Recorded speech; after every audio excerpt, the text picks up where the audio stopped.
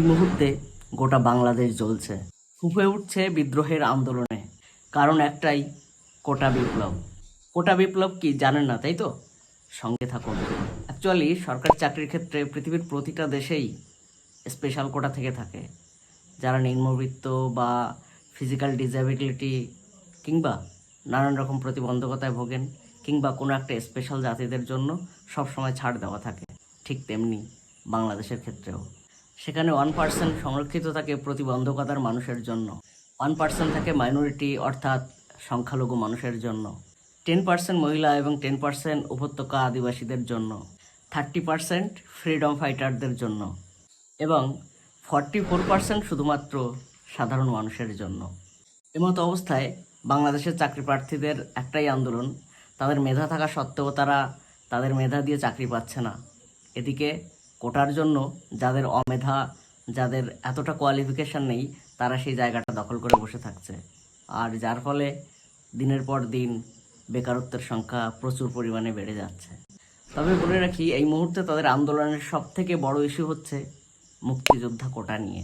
বিষয়টা হলো, যারা 1971 সালে দেশের জন্য লড়াই করেছিলেন, দেশের জন্য শহীদ হয়েছিলেন কিংবা কেউ বেঁচেছিলেন, দেশের জন্য লড়াই করে দেশটাকে স্বাধীন করেছিলেন, তাদের এবং তাদের পরিবারের জন্য আজও সরকারি চাকরির পরীক্ষাতে অগ্রাধিকার আছে।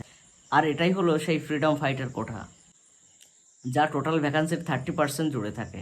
আর এখান থেকেই শুরু আন্দোলন, যার ফলস্বরূপ এখন গোটা বাংলাদেশের বিভিন্ন প্রান্তে সকল স্টুডেন্টরা রাজপথে নেমেছে যুদ্ধ করতে। তারা চায় স্বেচ্ছায় জীবনবরণ করতে, না হলে চাকরির জন্য ন্যায্য বিচার পেতে।